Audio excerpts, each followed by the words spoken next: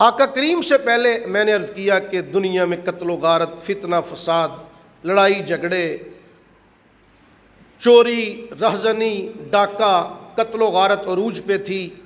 آقا کریم صلی اللہ علیہ وآلہ وسلم جب تشریف لائے تو حضور کی برکت سے جو ازلی دشمن تھے ایک دوسرے کے، اللہ نے ان کے دلوں کے اندر محبت پیدا فرما دی۔ جب آقا کریم علیہ الصلوۃ والسلام نے اعلان نبوت فرمایا، 13 سال تک حضور نے مکے کے اندر تبلیغ فرمائی۔ مکی دور بڑا پورا شوق دور تھا۔ آقا کریم کو ستایا گیا، صحابہ کرام کو مارا پیٹا گیا۔ میرے حضور نے جب مکہ چھوڑا تو حضور کے ساتھ صحابہ نے جب مکے کو خیر باد کہا،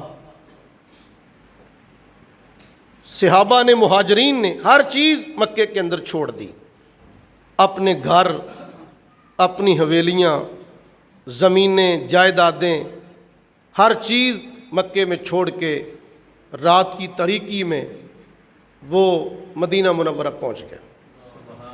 آپ دیکھیں کہ اتنی بڑی قربانی کوئی نہیں دے سکتا۔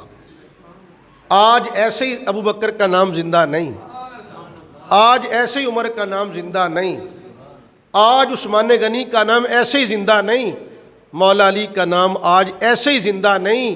آج کسی بندے سے کہیں نا ذرا کہ چوری صاحب ڈیرہ ادھر رہنے دو، بھینسیں چھوڑ دو، گھر چھوڑ دو، رات کی تاریکی میں ایک چادر بھی نہیں لے سکتے تم، نکلو یہاں سے اور 500 میل دور جا کے ڈیرہ لگاؤ، تو وہ مرتا مر جائے گا، یہ کام نہیں کرے گا۔